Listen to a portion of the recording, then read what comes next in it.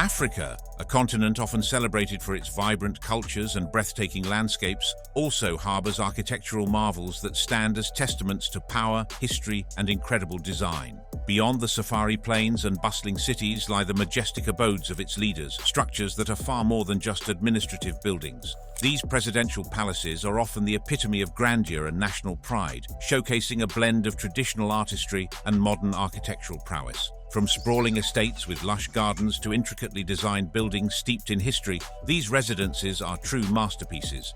Join us as we journey through the top 10 most beautiful presidential palaces in Africa. Number 10. State House, Kampala, Uganda. They wanted to tame the wilderness. Instead, they built a palace that became one with it. Perched on Nakasero Hill, overlooking the sprawling capital of Kampala, Uganda's State House commands views that stretch across the 7 hills of this ancient kingdom. Built in the early 1960s, just as independence fever gripped the nation, independence came to over a dozen states peaceably. But in the Belgian Congo, freedom was followed by rioting and army mutiny. This wasn't just a residence. It was a statement. The British colonial architects designed it in a style that whispered of empire but spoke of Africa. Clean lines, expansive terraces, and walls that breathe with the highland air. The structure rises like a fortress, its white facades gleaming against the emerald backdrop of Lake Victoria in the distance. The State House complex spreads on 20 hectares and has an excellent view of the airport and Lake Victoria. But it's the gardens that steal the show. 40 acres of manicured lawns, indigenous trees and flower beds that bloom year-round. The palace has witnessed coups, celebrations, and the rise and fall of dictators. Idi Amin once walked these halls. So did Milton Obote. Each left their mark, but the building endured, adapting to whoever claimed its throne. Today, it houses President Yoweri Museveni, who has called it home for over 3 decades. What makes it beautiful isn't just the architecture. It's the way it sits on the landscape like it was always meant to be there. The State House doesn't fight the hill, it crowns it. And from its windows, you can see the entire story of Uganda unfold below. Number 9. Presidential Palace, Nouakchott, Mauritania. Rising from the Sahara like a mirage made real, Mauritania's presidential palace in Nouakchott defies the desert that surrounds it. Built in the 1970s when this nomadic nation was still finding its feet as a modern state, the palace represents something extraordinary. Permanence in a land of shifting sands. It is the biggest palace in the world, 3 times the size of the Chateau of Versailles. The architecture is pure Islamic elegance. Horseshoe arches frame every entrance. Geometric patterns dance across white marble walls. The central dome, crowned with a crescent moon, catches the desert sun and throws it back like a beacon. But it's the way the building breathes that's truly remarkable. Designed with courtyards and wind towers that create natural cooling, ancient techniques that modern architects are only now rediscovering. The palace grounds are an oasis in the truest sense. Palm trees line pathways that wind between fountains and reflecting pools. The contrast is striking. Inside these walls, water flows freely, while just beyond, the Sahara stretches endlessly. It's a reminder that in Mauritania, luxury isn't about excess, it's about survival, made beautiful. Presidents have hosted Arab League summits here, their voices echoing in halls designed to amplify both whispers and declaration. The palace has become a symbol of Mauritania's unique position, African by geography, Arab by culture, and Saharan by soul. It's where 3 worlds meet under one magnificent roof. Number 8. Presidential Palace, Dakar, Senegal. There is no fake gold in the palace. Everything is actual gold. Senegal's presidential palace doesn't just overlook the Atlantic, it commands it. Built on the plateau district of Dakar, where the African continent reaches its westernmost point, this palace has watched the sun set over the Atlantic for over a century. Originally constructed by the French in 1907 as the governor's palace, it was designed to showcase colonial power. Instead, it became a symbol of African independence. The architecture is pure colonial elegance. Neoclassical columns support wide verandas, while red-tiled roofs crown whitewashed walls. But it's the location that makes it legendary. Perched on cliffs that drop straight into the ocean, the palace offers views that stretch from Gorée Island to the horizon. During the Harmattan winds, when dust from the Sahara turns the sky orange, the palace seems to float between earth and heaven. The gardens cascade down the cliff tops in terraced levels, each one revealing new perspectives of the sea. baobab trees, some over 200 years old, stand like ancient sentinels. The palace has hosted everyone from Charles de Gaulle to Barack Obama, but it's the everyday moments that define it. The way morning light floods the state rooms, how the sound of waves mingles with the calls to prayer from the city below. President Macky Sall has opened parts of the palace to the public, understanding that some beauty is too magnificent to hide. The palace isn't just a seat of power, it's a window into Senegal's soul. Number 7. Iavoloha Palace, Antananarivo, Madagascar. Madagascar does everything differently, including presidential palaces. Has been cleared down to Punic levels, exposing some small but well-built Carthaginian houses. Iavoloha Palace, perched in the highlands outside Antananarivo, looks more like a modernist dream than a traditional seat of power. Built in the 1990s, this striking structure breaks every rule of palatial architecture and somehow makes it work. The palace is a study in geometric precision. Clean lines cut through the highland mist. Glass walls reflect the surrounding rice terraces, creating the illusion that the building is floating. The architecture is deliberately minimalist. No ornate decorations, no golden domes, just pure form following function. It's Madagascar's way of saying that beauty doesn't need to shout. Sometimes it whispers. The setting is what makes it magical. Surrounded by the Hautes Plateaux with their patchwork of rice paddies and volcanic hills, the palace sits like a modernist sculpture in an ancient landscape.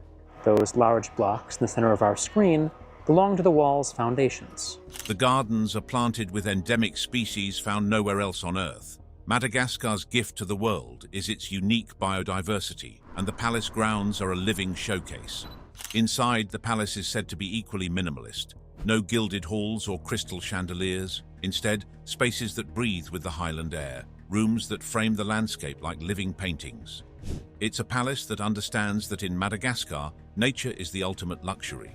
Presidents have used this space to host African Union summits, the modern architecture serving as a backdrop for discussions about Africa's future. This summit was the next stage in regional efforts to end the conflict. Iavoloha doesn't look back at colonial grandeur, it looks forward to what African leadership can become.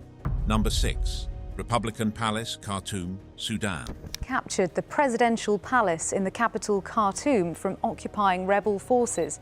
Where two rivers meet, power was always destined to rise. Sudan's Republican Palace sits at the confluence of the Blue and White Nile, where the waters merge to form the legendary Nile River. Built by the British in 1901 as the Governor-General's Palace, it was designed to showcase imperial might. Instead, it became the stage for Sudan's tumultuous journey toward independence. The architecture is colonial grandeur at its peak. Red brick walls, white-columned verandas, and a clock tower that has marked time through revolution and civil war. The palace sprawls across manicured gardens that stretch down to the Nile's edge, where feluccas drift past like they have for centuries. Palm trees cast shadows on lawns that stay green even when the desert winds blow. But it's the history that makes this palace extraordinary. In 1956, Sudan's independence was declared from these very steps. Omar al-Bashir ruled from here for 3 decades until protests in 2019 brought his government down. Now to Sudan, where government sources say President Omar al-Bashir has resigned after 30 years in power. The palace has witnessed coups, celebrations, and the rise and fall of dictators. Its walls have absorbed the echoes of power and the whispers of resistance. The Blue Room, where state ceremonies are held, is said to be one of the most beautiful spaces in Africa. Crystal chandeliers hang from carved ceilings, while Persian rugs cover floors that have been walked by kings and presidents, generals and rebels. The palace endures, a constant in a nation that has known too much change. Presidential Palace, Luanda, Angola.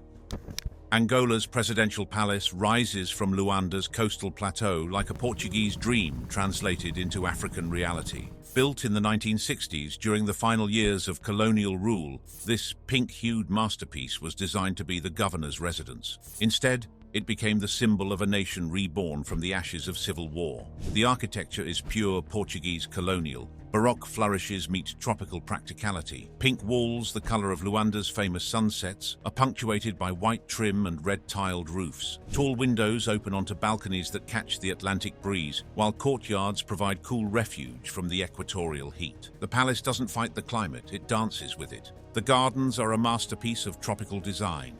Jacaranda trees burst into purple blooms that carpet the grounds. Palm trees sway in the ocean breeze, while bougainvillea cascades over walls in explosions of magenta and orange. During the rainy season, the palace grounds become a green paradise, the pink walls reflecting in puddles that mirror the sky. The palace has hosted African Union summits and oil conferences, its grand ballroom echoing with the voices of presidents and premiers. But it's the quiet moments that define it. As we have bilateral arrangements, which we have had all the time, between South Africa and the DRC and Angola and the DRC.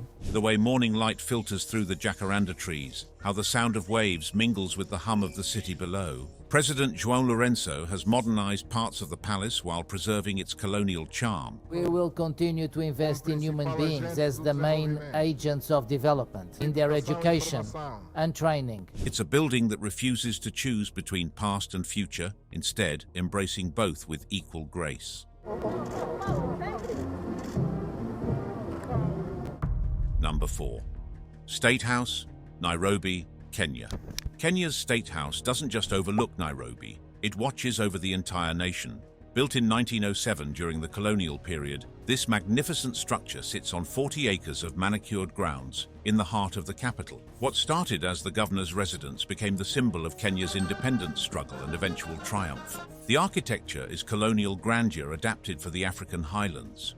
We have abundant, highly skilled professional labor. We can establish a win-win framework. Stone walls, painted in warm cream tones, support red-tiled roofs that catch the equatorial sun. Wide verandas wrap around the building, offering views of the Ngong Hills in the distance. The central dome, topped with a weather vane, has become one of Nairobi's most recognizable landmarks. But it's the gardens that make this palace extraordinary. Designed by British landscape architects but maintained by Kenyan hands, the grounds are a living tribute to the country's biodiversity. Flame trees bloom in scarlet cascades. Jacarandas paint the pathways purple. The rose garden, with over 300 varieties, blooms year-round in the highland climate. The palace has witnessed Kenya's transformation from colony to independence to modern democracy. Jomo Kenyatta took the oath of office here in 1963.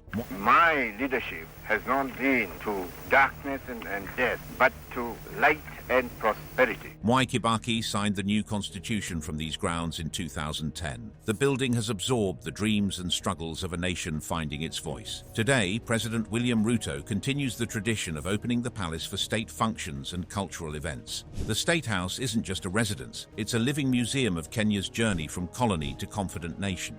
Number 3. Nigerian Presidential Complex, Abuja, Nigeria.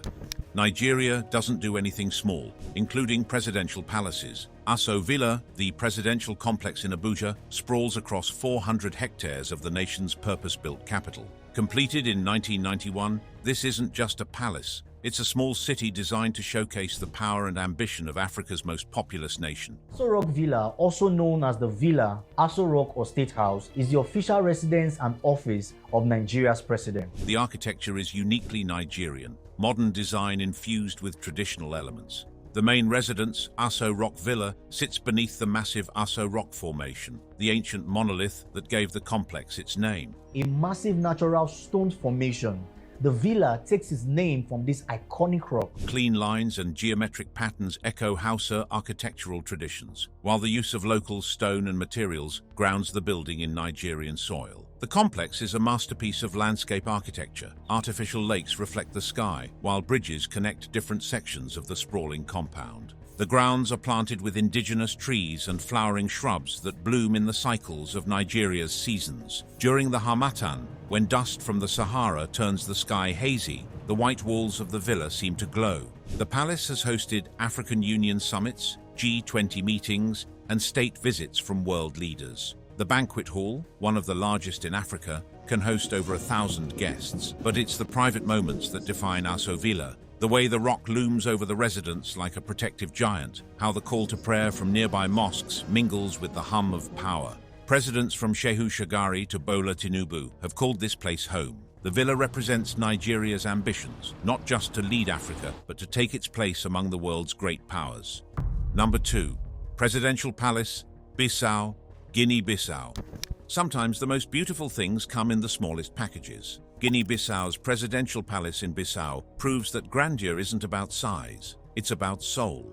Built by the Portuguese in the 1960s, this intimate palace sits on the edge of the Gaba River, where the Atlantic Ocean meets the African coast. The architecture is Portuguese colonial at its most refined. Pale yellow walls, the color of West African sunshine, are trimmed in white and crowned with red tiles. Arched windows open onto verandas that catch the river breeze, while courtyards provide cool refuge from the tropical heat. The palace doesn't overwhelm the landscape, it embraces it. The gardens are a tropical paradise. Mango trees heavy with fruit shade pathways lined with hibiscus and frangipani. Palm trees sway in the ocean breeze, while bougainvillea cascades over walls in explosions of pink and purple. During the dry season, the palace grounds become a green oasis in a landscape painted brown by the harmattan winds. The palace has witnessed Guinea-Bissau's struggles and triumphs. Independence was declared here in 1973. Coups have been planned in its halls.